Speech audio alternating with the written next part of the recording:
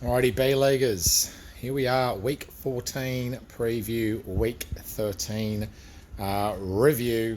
And look, this is going to be the last time from the classroom setting. The other ones in the following weeks will be from home setting.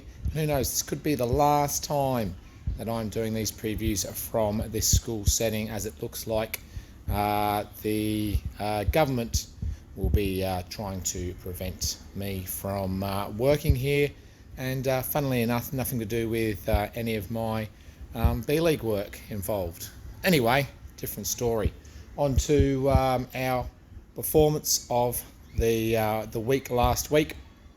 Look, joint matchup, myself and Tits. The two highest scores.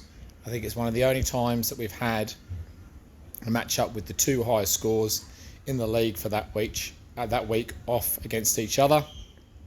Typical of Tits's season so far, that he goes and scores one of his highest scores all season and still loses.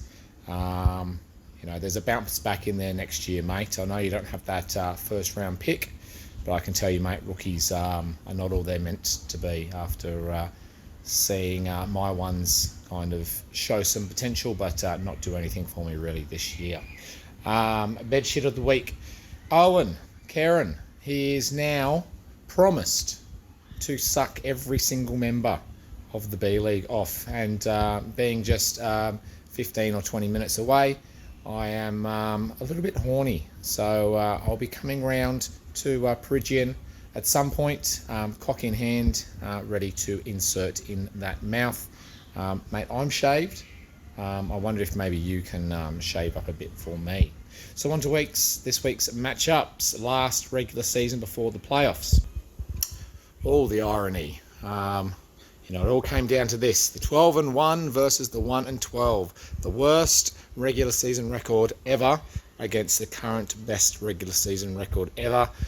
It'll be my pleasure, Matt, to ensure that you deservedly get the 101 pick this year for being completely useless and only winning one game against Rich, which was amazing that you actually got like 160 in that game. Well and truly deserved to be the bottom of the table, but we do know that your 7 first round picks are certainly going to get you back in the mix for next year. Second last, and the 102 against our current team in second, Team 11. Look, I think this team of Team 11 can go all the way. You've got Herbert and Allen, you've got points all over, and the Bills' defence. So very much, I would say, the favourite to come and take out this year's title, except for me. A man knows what a man wants versus the Pong Knucklers. What a man wants is a blowjob from the Pong Knucklers. Quarterback Graveyard stumbling to the end against homosexual tendencies, looking to book his ticket. Looks like it's already booked for the playoffs. The Double C, the current champ, up against Time to Tank. The way that Yvonne Jr. III has been putting out scores, I'd say this is going to be a cakewalk. Plus Ultra against Not a Man Till You've Had a Man. Look, there is a slight chance that James scores 1,000 points and wins and Rich loses and he makes it in. Very unlikely though, but as I've said before, big ups for having the team that you had, arguably on the same level as Matt's, and you've won 5 games. Look, I understand that there was a few lucky wins in there, but certainly just shows what can happen if you keep the faith. Frothy on a roll after a bad start, and he's certainly ready to get his chant going. And our matchup of the week. Wouldn't it be nice if Shelley actually realised he was in matchup of the week? He needs to win. He needs to score pretty well in order to make the playoffs. Rich has pretty much made the playoffs. A win here will ensure that he does. So huge matchup here.